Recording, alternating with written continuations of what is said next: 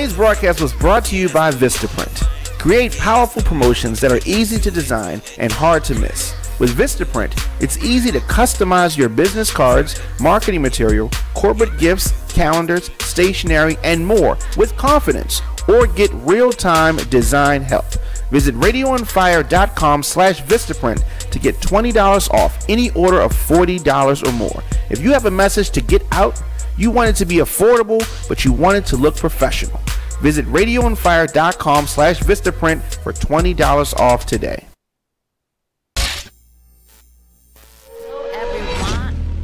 Hello, everyone. It's your girl, Angie Winder. Don McKay trying to cut me. I don't know if I did that or not. But hello, everyone. It's your girl, Angie Winder, host of the RTV radio show, here with my co-host, Brother Nance. Peace and health. First time we actually sit next to each other. We are going to be talking about politics today. We're going to talk about the election, the energy that's out there, the increase in the voter turnout. And we are here with a special guest, Commissioner Akil Patterson. He's the advocacy consultant, and he is very knowledgeable about what's going on. Okay. We're going to be here just to talk about a lot of the things that are going on in Baltimore City, of course, and hopefully he'll be able to help us with things going on in Maryland. So thank you so much for being our guest on this evening. Thank you for having me. And I really did just, today was the appointment of the very first ever Mayor's LGBT Commission, and I was selected as a commissioner, so one of 14. So it's a great honor, and yeah, got my little pen, so hopefully City Hall won't harass me so much when I walk in now. Congratulations on that appointment. It is a very good thing when you know, you can be an assistant and an advocate in our community for various topics and different information that we have going on out there. I love when we have various advocacy programs out there, and one of the things is like politics. I have been learning so much, and this is probably one of the key persons that I can call and say, hey, what, you know, this website or this, you know, what can I look at? And so I'm thankful for someone knowledgeable in your capacity to help in that area. I appreciate it. Now listen, the funny thing is that we're going to compare 2014 to 2018. If I say anything wrong, you just stop me. But I just was kind of like just tallying up numbers. Today makes it the 6th day of early voting. If anyone has not already voted, please know you can vote up to Thursday. That's November 1st. There are 7 sites in Baltimore City, and you can also go to the Board of Elections website, and you can, you know, whatever your jurisdiction, you can find out your early voting sites. But as of 3 o'clock, day 6, as of 3 o'clock, we have had 408, and this is from day one, 418,218 voters that have come out and rocked that vote. That is an increase of from 2014, we're about 185%, 183. Look at that. Now, do they have like the breakdown, like is young, old, like what is? Well, they have the party on. So on the Board of Election, there is a link that can show you the party affiliation. Oh, okay. So it does. They can break it down to average age, the voter. So they do have all that stuff online by county and municipality. So they just can't tell you who they're voting for at this time, but they can tell you almost all the information that's associated with that. But we're still lacking, especially Baltimore City. I just checked it out earlier today. We're still only at about 6% total voting population. As of the 2014, I think we're at about 24% of the entire city that voted, even in terms of the election in general. And if we want to look at right now, although we're at 6%, the goal was to get Baltimore City up to about 30 to 35% voting participation rates. That would then put us on par to truly be a force in the state once again. Because there's a lot of things that go into it, and there's a lot of things that go into this election. The next governor will actually make the district lines. So remember, at one point there was, 44, District 44, and it was mostly Baltimore City. Well, it got cut into Baltimore County, and we lost a delegate seat. And that was essentially what happened when we lost Kiefer Mitchell as a delegate, because he had to run against Keith Haynes. Right. So we lose a delegate seat. That means we lose a seat. That means we lose a vote in Annapolis, and that's why it is so important that Baltimore City and it gets out to vote, because otherwise we'll keep losing seats. So who were they targeting? Like, you know, back to my first question, like who were they kind of targeting with the early vote thing? Like with young people, seniors, ex-felons, like, I mean, ex-offenders.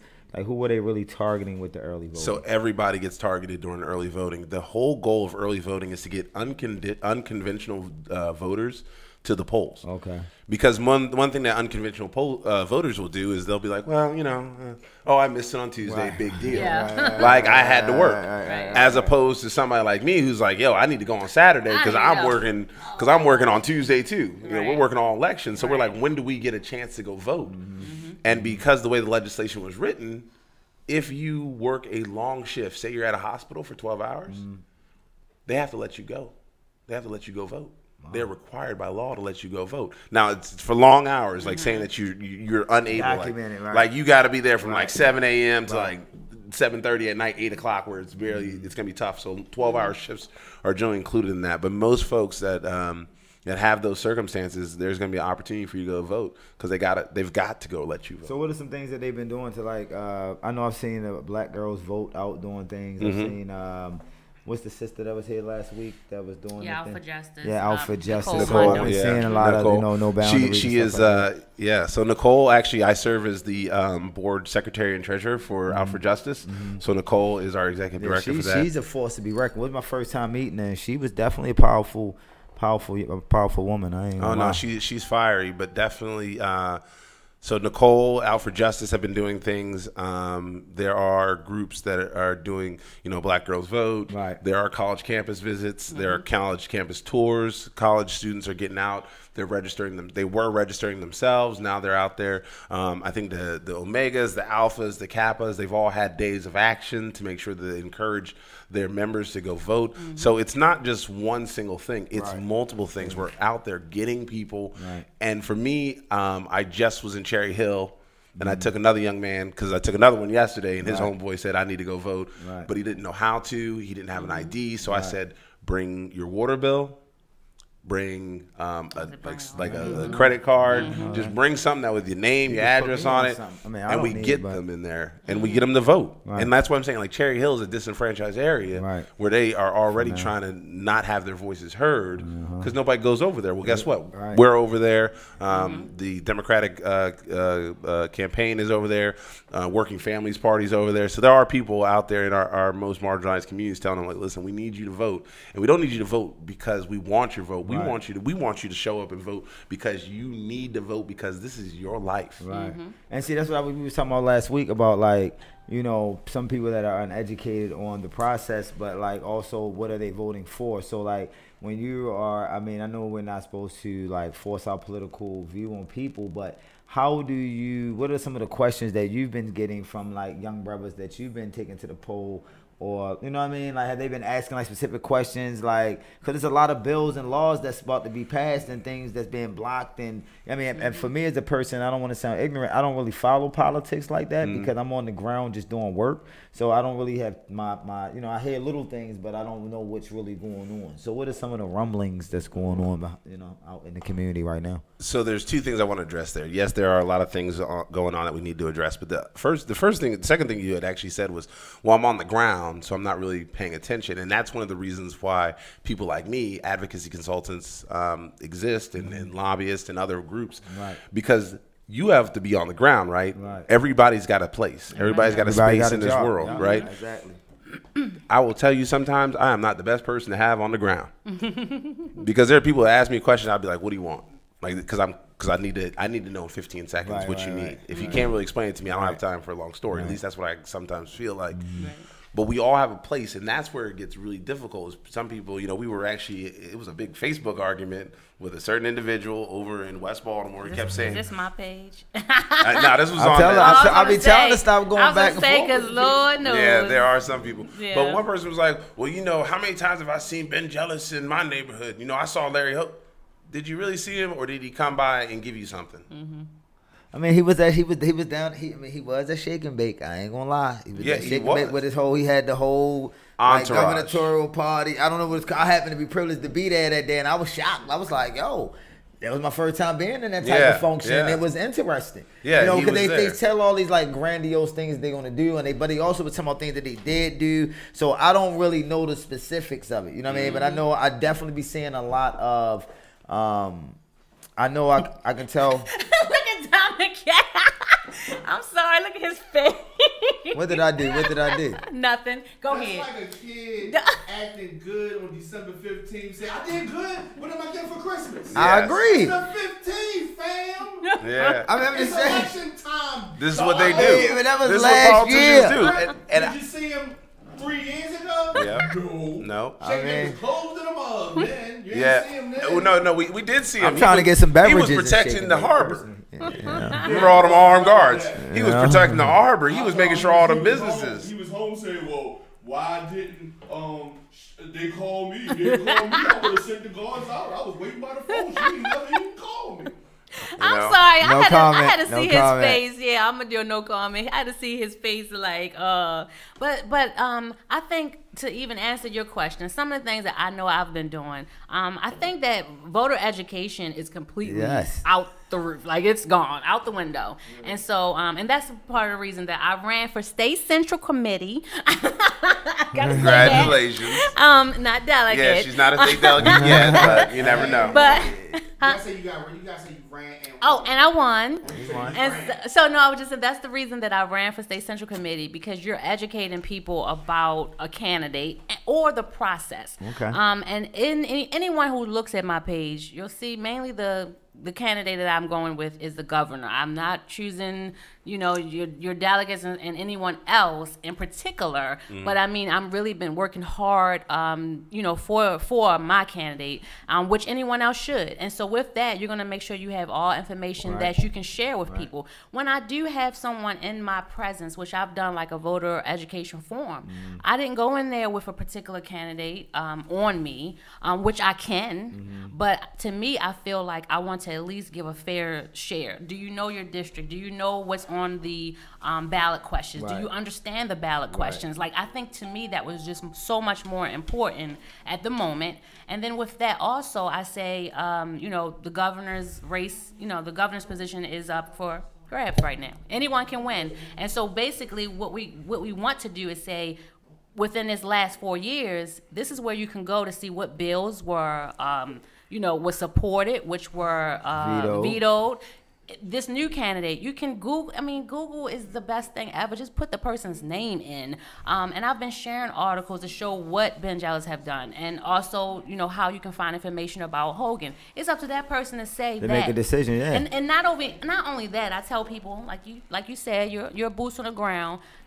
Just let me know, have you seen a difference just visually of what's been going on? And I'm not talking about individual community. No, I mean, just in general, I mean, Baltimore has changed in the last 15 or 20 years, but I haven't seen anything significant to make you be like, yo, I want to vote for this party, or I want to be with this person. No, I just want whoever does the best job and has the people in mind, and not the businesses in mind. And that's what. Don't vote for Hogan. So that precisely is what. So while listen, when it came down to it, so early on, it was when I'm making my decision, I generally have to make my decision a little bit earlier than most folks. Like last September, like I make my decision much earlier. See, I make because he's an advocacy consultant. And I make mine at the poll. So I don't. And so when it came down to it, I sat between two candidates. I sat down between Kevin Kamenetz, who was a friend of mine, and Ben Jealous, who I had known through my work with BME. It was Black Men Engaged. It's a national organization that actually gives money to black men in communities like Baltimore, and they encourage us. Yeah, we will. Yeah. And so what we did was, I sat down with Kevin and I was meeting with Ben. I was going back and forth, and I was at both of their openings for when they announced. And I talked to my mentor in New York, and she said, all right, well, who do you really believe in? I was like, Kevin is a centrist and he could win. And she said, but do you believe in him? And I was like, well, I like him and he's my friend. She's like, do you believe in him? That was the key question. And I was like, no. So I went to Kevin, and this was shortly before he passed away. And I said, Kevin, I'm probably going to go with Ben Jealous. He's like, that'll be okay, Akil. I understand. Now he's like, don't stop writing your check. Right. They'll support you. But I was like, nah. I was like, okay. But I've been given my time, my talent, my treasure, my parents, my sister, my niece, my nephews, anybody who can. And, you know, when he invited me to go do the Dave Chappelle opening for him, I was very honored. Yeah, that's cool. You know, and then when actually when I leave here, I'm going to go to, you know, one of the early voting sites. Hopefully it'll be 15, 20 minutes left when I get there, but who knows. But nonetheless, no, it's all right. But nonetheless, I'll go out because I got to be out tomorrow morning with him at 7 a.m. But the reason I chose Ben was because Ben's measures match up not only for societal measures, but they make good economic sense. And something that my mom always said, my daddy agreed with her: if it don't make dollars, it don't make sense. If it don't make dollars, then you heard that, people. Yeah, if it don't make dollars, it don't make sense. And so out. when you look at the cost of healthcare and how it has skyrocketed over 120% over the last 4 years since, you know, Larry Hogan's been in office, you have to start thinking: is it cheaper to pay $2,000 now, or pay, let's say, $60,000 later? Now, over the course of your lifetime, you will go see doctors multiple times, but that one time you get really sick, it could be a crushing blow. Yeah, you're done. And not only to you, but to me, because the taxpayer will have to pick up the cost at some point, right? Most people forget about that. And I want you all at home and listening around the world, you will pay. You will pay. We're paying now. Regardless of what they say, oh, it's going to be $2,000 more. All right. Guess what? You can move down to Mississippi, ain't got no roads, and they don't pay no taxes. They're 51st in education. They're 51st in infrastructure. They're 51st. That's called last, people. Yes. I know, just in case you didn't know. Yeah. Well, the way it's measured too is actually the Puerto Rico's involved in the equation. So Puerto Rico, Guam, those things. So they're like around 51st. So they are almost at the bottom of everything. Right. But people are like, well, I don't want my taxes to be. Listen, you can think about yourself right now, but in the long run, you're still gonna pay. Either way. So you can go to a crappy state like West Virginia and have poor education and have absolutely no financial stability, but at the end of the day, you're still going to end up paying. That's why West Virginia is in the predicament that it's in. It's unincorporated. The teachers are paid low wages. They had to shut down the government there because the teachers couldn't go to school. They weren't making any money. We are about employing our teachers, informing our communities, making sure job opportunities are there. And it doesn't happen unless we start getting that message out there. And let's also remember, Ben Jealous is for the complete legalization of adult use of marijuana as a capital idea to make revenue come into the state. He comes in. Larry Hogan, and he also, and Ben Jealous is saying this, and I want to make this very clear. Because Ben said he had to tell this to his dad. He said, Dad, if 9 white, he goes, if I sat in a room, his dad's white, and he said, hey, if 15 people, if 15 white people were only given, if white people were only given 9% of all government contracts, would that be okay with you to share? His dad was like, no. Then he says, so why is it okay that African Americans and women have to share 9% of minority contracts? That's crazy. That's it, 9%. They should have their own separate percentage. It should just be equitable. Yeah. We make up 75% of this state, African Americans and women. True. We make up 70% of this state, but yet we are only getting 9% of all the government contracts. We are the majority, and it's like we're treated as the minority, and that's. But we also have mostly black government in Baltimore too. Oh, don't get it twisted. Now look at the cabinets. I agree. Who's Rudy Chow? Yeah, I agree. Do you know who Rudy Chow is? No. You need to know who Rudy Chow is. Rudy Chow is in charge of DPW. Really? Department of Public Works. Never knew that. He's an Asian man. You know DPW offers, you know how many contracts come through DPW? Billions. Probably all the ones that they're doing right now.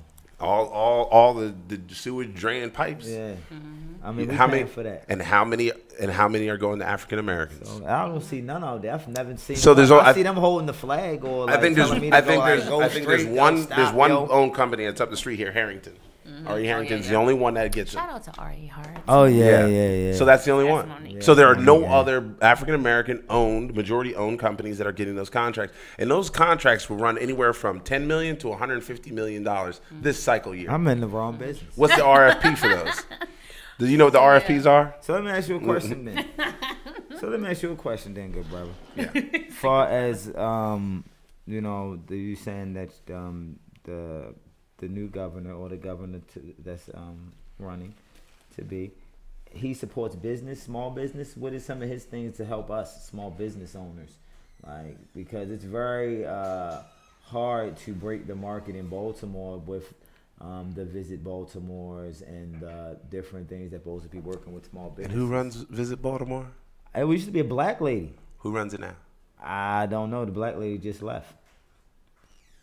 And that's Visit Baltimore. That's not a BDC. Okay. You know, Baltimore Development Corporation. Okay, I work with them. With Bill Cole and but again, and then look at all the underlings and all the attorneys. Yeah, it's real. Yeah. So that's what I say when people say these are black, this is majority black city. No. We have black elected officials because the elected officials happen to be black.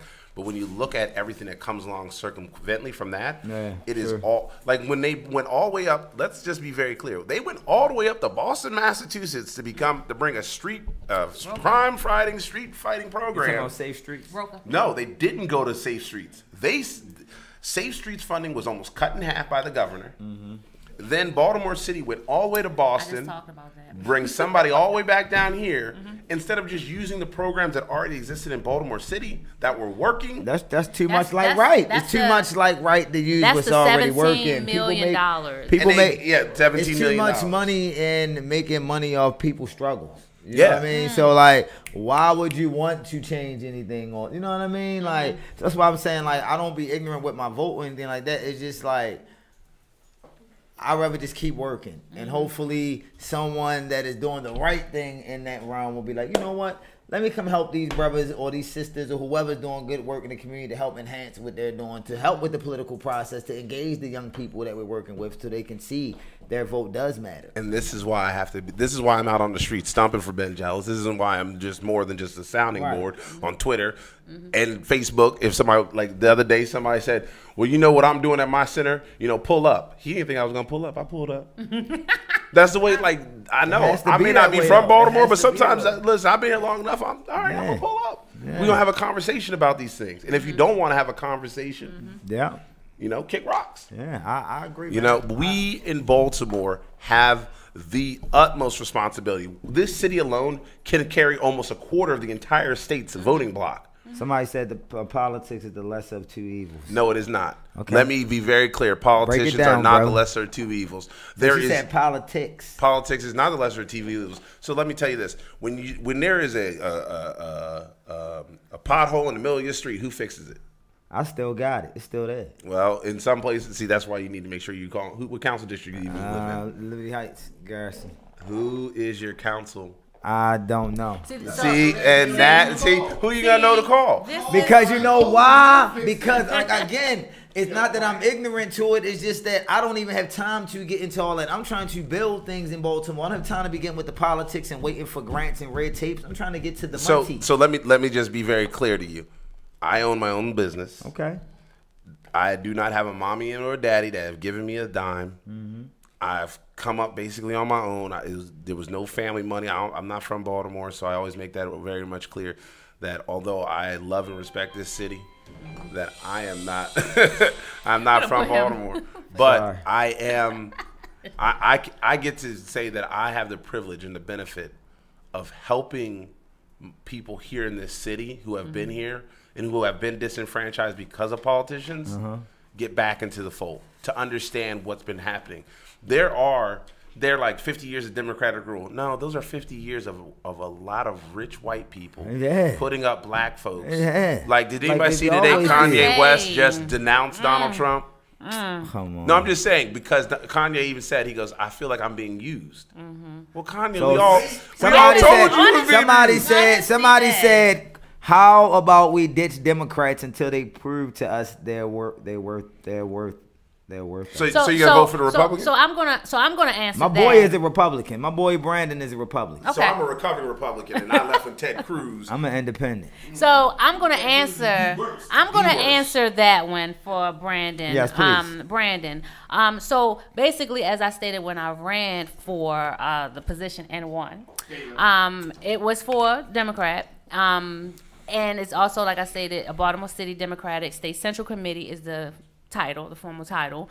I know where my heart is. I know where I am, where I stand, my confidence. I know what I'm capable of doing to move things forward.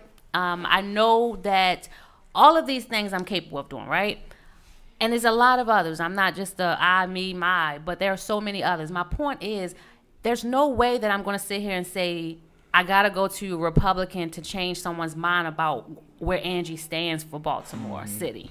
And so I don't like when that's just the same as if a person with a black hoodie and a black, black attire, we're going to say that he's a thug and he's doing the wrong things. We try to put everything in one thing. I could say it's going to snow, it's going to rain, Dems did it, what have they done? But like he stated, it wasn't until I really began to run and understand that, as he stated, there are people that are backing certain candidates. Of course. And they may not be a black person. We live in America. And when we go into campaign finance reports and all of that, understand that that's who is actually pushing things for the politicians. It's just the face. And it doesn't matter. And so we have a Republican governor in office, and there's no different.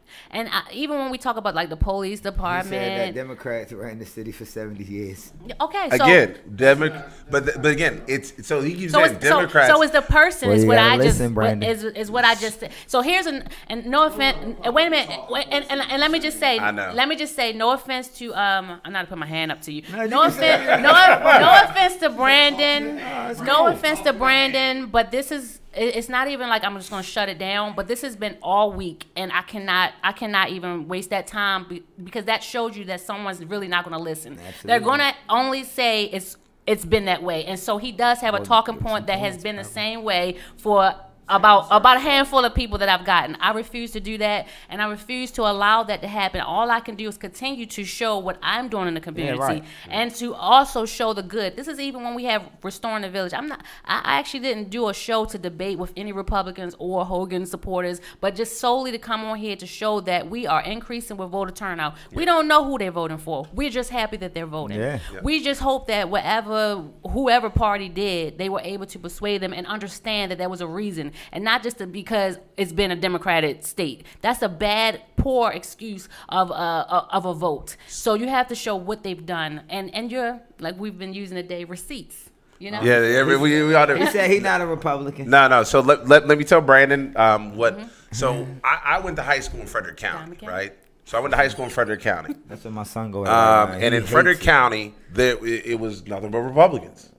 And so I felt like I didn't have a choice other than to become a Republican if I ever wanted to vote.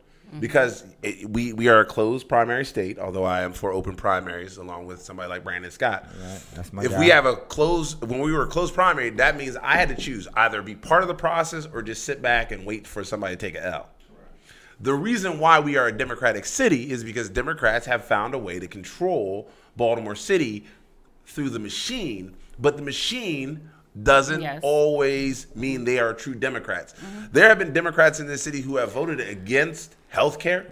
They have voted against tobacco. They have they voted for tobacco. They voted for big business. They have voted for everything that benefits them and not the people. Now that's where I say that's what he's talking about. Yeah, and that's where I go back to this point. And I was going to say he's making a good point. You cannot judge. Yeah, those are the Democrats for Hogan, because those Democrats for Hogan are Republican at heart. Yes. They just know that here in Baltimore City, they stand no chance of winning a primary. They will not win as a no Republican. chance of voting, and that is the difference between being a Democrat and a Republican in Baltimore this city. is about this. Yes, is because Baltimore they know that money. they only got one way to win, money. and that is to that register as a Democrat. Every aspect of Baltimore, from politics to the streets to business, Baltimore only respects money. Right. You know what I mean? So to even piggyback off of a kill, yeah, that's the world. Yeah, but Baltimore respect money. So to piggyback off of a kill, like I stated, when I actually when I actually, you know, during the campaign for primary, there were individuals that I know, you know, say names. There were quite a few, but there were quite a few candidates that were going for Democrat, a position as a Democrat, and they did not win, and then they actually took their mask off, and they were either turned over to a Republican or just truly showed their colors. So you're right. A person can come in and say that they are this party, but deep down in their heart, they're not.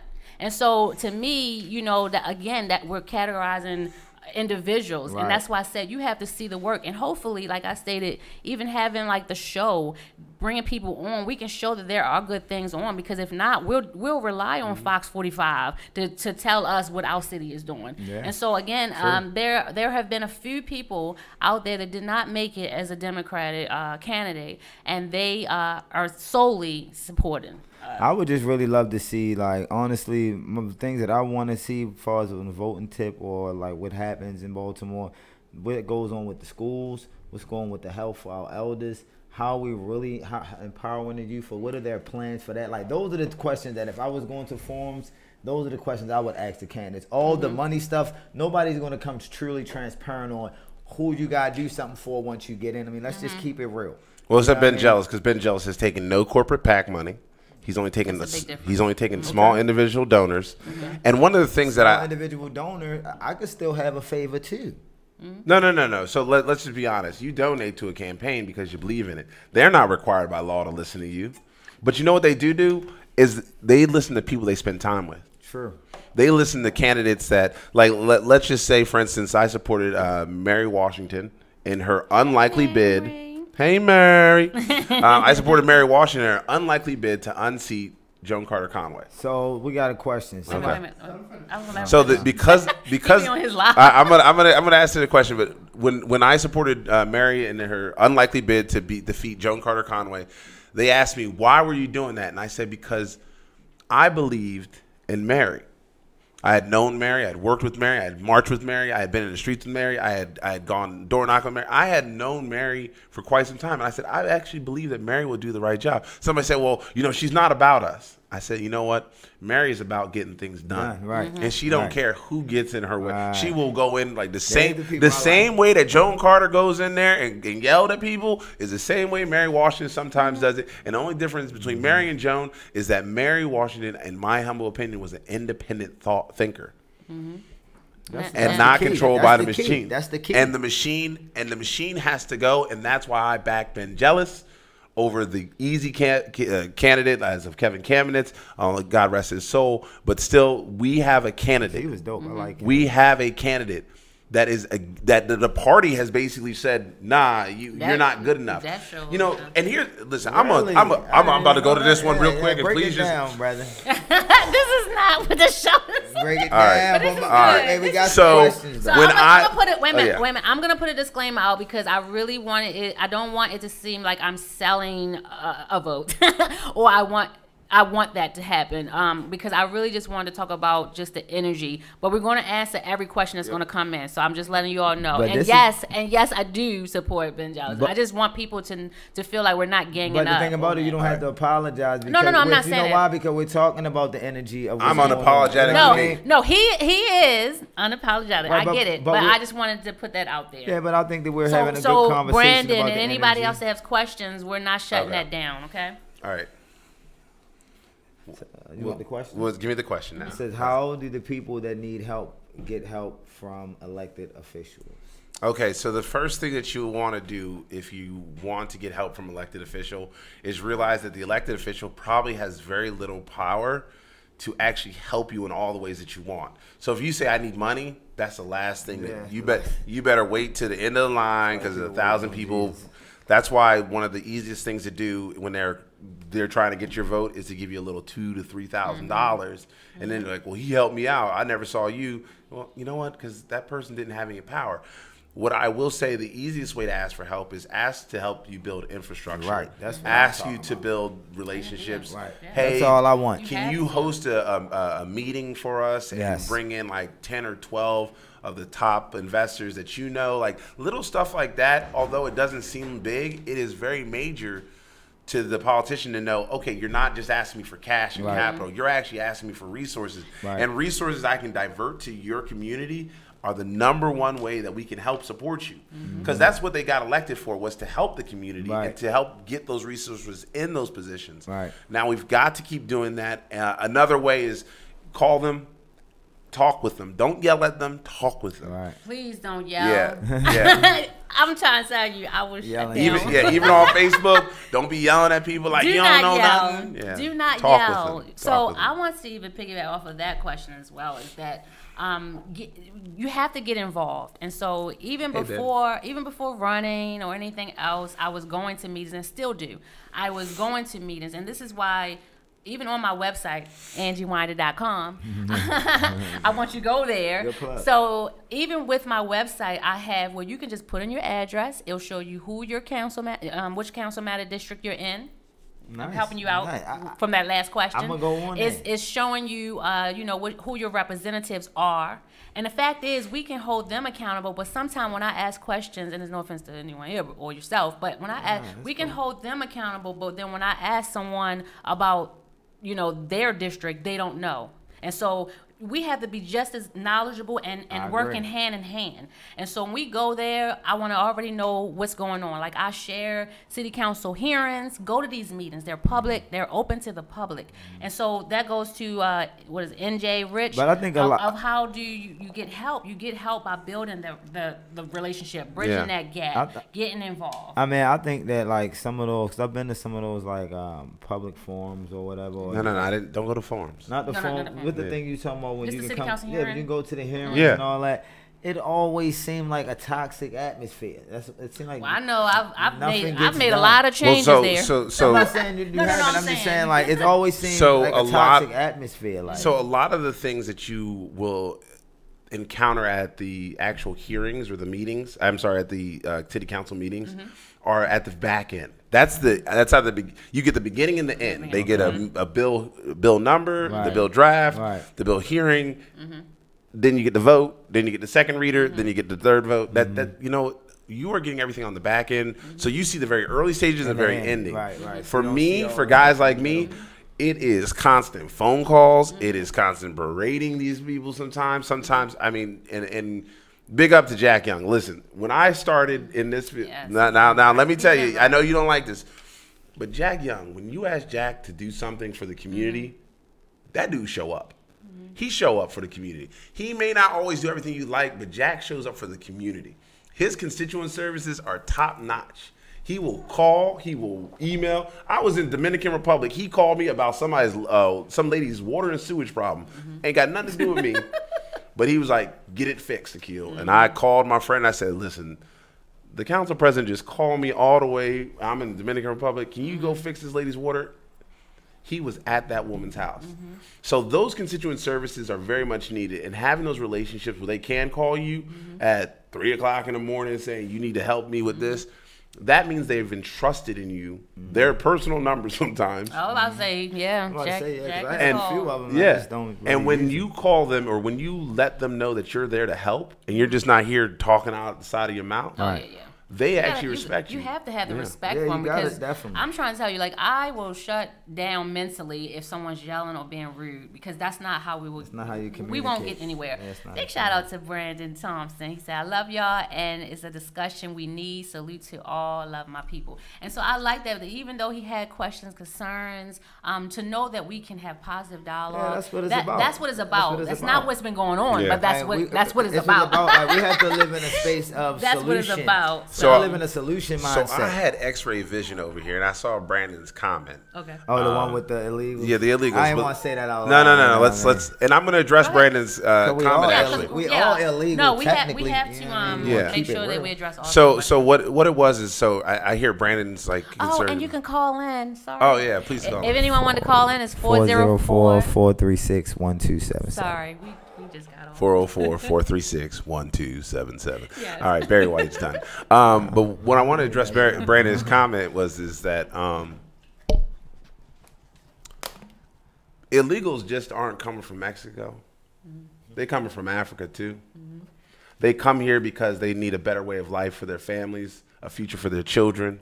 They are black people. They are people of color. True. And for me to say that I deserve this more than you is wrong. For me to say that there should be an easier process than somebody having millions of dollars to spend. Your husband becomes president and your mom and dad all of a sudden become American citizens. No. I think there should be a path to citizenship for all of our people that come to this nation. Then them brown folks that look that will suffer just as much as we have. To have a whole different show about that because I feel like they deserve to be here in some way, shape, or form. But I don't think you should be. But they're not flooding across like Donald Trump is. You know how they got here? By planes. I'm trying to get out of here. They came on planes. I'm trying to get out of here. Listen, Tanzania's looking good right now. What's your thought on that? I mean. So the question, did we even say the question was? My thought on it is like, the question is why are illegals? I was gonna say just to make sure that how they feel all illegal. Make sure the viewers knew what the question we were answering. I don't know. I really don't want to speak on that because it's too in depth of a conversation. You know what I mean? Just making sure you had. It's too in depth of a conversation, and I have a very strong belief on that. Like we're controlling the land that they took over, so we're all illegals. At least a quarter of me isn't. I mean, but I'm just saying, I'm speaking in general. You know what I mean? I can't really answer that question. But I believe all brown people, all humans should have opportunity to be successful, no matter where you come from or your your education. Or everybody should get a fair shot. But you know what I mean? To say illegal shouldn't be here and this, that, and the third. I mean, I think everybody should go through the process, but make sure that you're taking care of the people that are here too. You know what I mean? Make sure you're taking care of the veterans. Make sure you're taking care of the brothers and sisters. And it's not just a black or white thing. I mean, it's not a black thing. I mean, I call white. But it's not a political thing either. It ain't a political thing either. For NJ Rich, the call-in number he's asking. He or she, I'm sorry. The call-in number is 404-436-1277. Again, 404-436-1277. This was kind of just like a rundown. We had a long week. Early voting had started last week. We just wanted to just have a moment where we can talk about all the things that were going on over the week. And so I'm thankful for everyone that has questions that are going. And yes. Sorry, we got multitasking. But thank you to everybody that's that even engaged, no matter what. That's how we will learn from one another and we will support and help one another. So again, just want to throw that out. I also want to just say what I said earlier in case anyone just came on is that up until 3 p.m. today, starting from the first day of early voting up to 3 p.m. today, we have 418,218 people that voted. No, these are each day. Okay. Yeah, so 418,218 that voted thus far up until 3 p.m. We still got so much more to go, but that is up 185% nice. From 2014. Nice. So these are really good numbers. Please know that you can do early vote up until November 1st. You can also register to vote. Yes, Thursday. AKA Thursday. FYI. Thursday. You can register to vote. You can register to vote during early voting. Just please bring your ID. And you don't necessarily need an ID. You need a water bill. You need something with your name and your address on it. ID, right? Yeah, you just can bring it all. Yeah, you can bring it all. So and I would always encourage people to bring whatever. Bring everything. Because if you're registering for the first time. Yeah, if you're registering for the first time. What else I wanted to say? I wanted to also say that, of course, the general election is November 6th. But if you want to avoid those lines, you just want to come do it up till November 1st. If you missed, was it last week or the week before? I don't know. When Out for Justice was here, we were talking. Yeah, that was last week. Yeah, last My week. days is just, I'm at the polls, I'm knocking on doors. But listen, you want to make sure that, if you're a felon, that you can vote. Yes, you can And so vote. we had a whole I was segment shocked. on that. So please make sure y'all get out there. I'm sharing even their pictures. They're registering people that's incarcerated. They're either waiting a trial, so they're doing absentee ballots. They're doing absentee. They're doing a lot. So big shout out to And Nicole they're educating Mondo the brothers and sisters and too. educating Yeah, them. I got the part I like. Let me see what else I had to say. So yeah, just make sure you continue to get the vote out. Make sure you encourage people to vote. Like these are really good numbers. numbers, and we want to make it. We want to increase it. You know, from. Did they have a particular goal for the end of the early voting period? So no, there was no goal for others. Like I said, there was a goal for some of us who follow the data. Okay. The data shows that if we can get up to about 500,000 early voters, we can expect to. I know we are, and it's probably going to pass 500,000. We'll probably pass, and the goal is to pass 1.9 million voters by next Tuesday.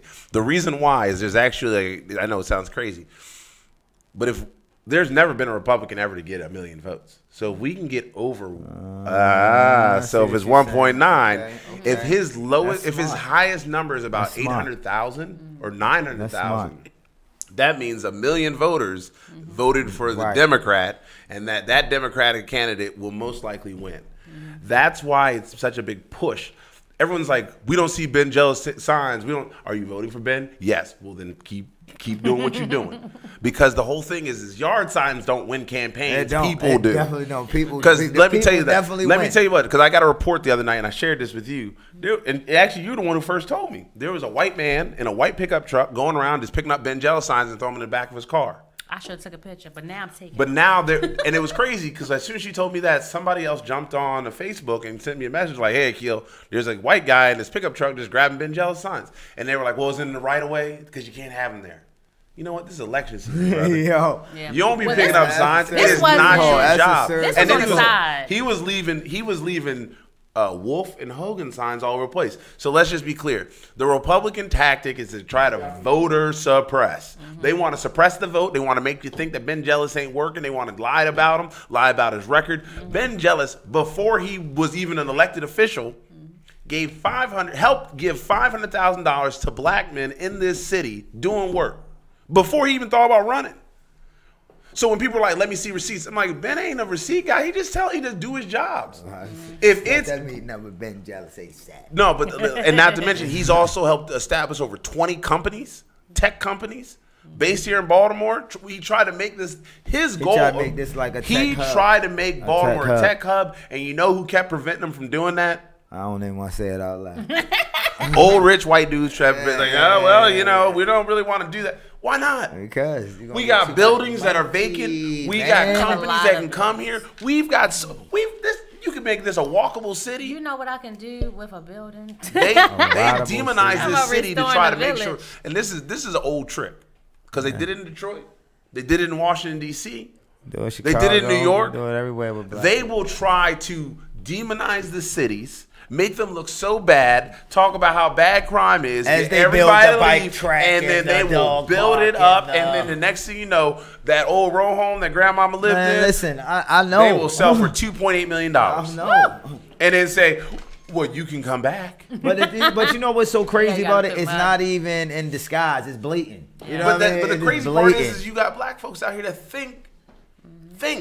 They think that, well, maybe he's going to do something for us. Right. No, he might do something for you individually, but when you look at the collective, that's my empowerment. My empowerment is my collective. That's what I'm going to be just fine. That's why we started a culinary. That's why my business is about helping people. Like we started a culinary incubator and juice bar. It's like what did Dave Chappelle said? Donald Trump ain't helping you old white people when they ain't got no money. He helping me. Yeah, it works. So listen, as you all know, each and every Tuesday. We are here with the RTV radio show, just restoring the village. We're here bringing some positive dialogue. I'm just so grateful to have Akil as our guest. Unfortunately, an hour goes so fast, and we are coming to an end.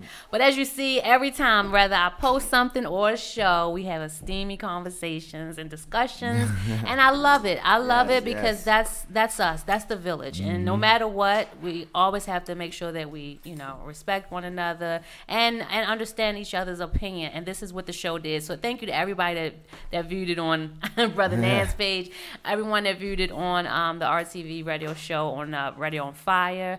I'm really grateful for everyone that's come on. You want to say anything to end it before we end? So I've been known to be the hype man for Ben Jealous, but I'm going to do this one. Vote Ben Jealous for governor because our teachers deserve respect and better pay. Yo, what the? That's the brother. Yo, Listen, I just want to tell people, man, you can always learn something in confusion. You know what I mean? Yeah. You have to learn in confusion. You know what I mean? And, remember, we don't have good days. We create them. So create the day that you want. Create the evening that you want. And, support the city that you want. You know what I mean? Peace and health, man. Love y'all. Peace and health. Next Tuesday is the election. So no show, or we'll be doing another show somewhere else. But we'll be at the polls. So make sure y'all go out there. No excuses. Either up till November 1st or November 6th. Thank y'all for tuning in. So, Diamond K, you gonna have me walking around with a mic Peace like and health. people like, yo, oh. Peace and health. Yeah. Thank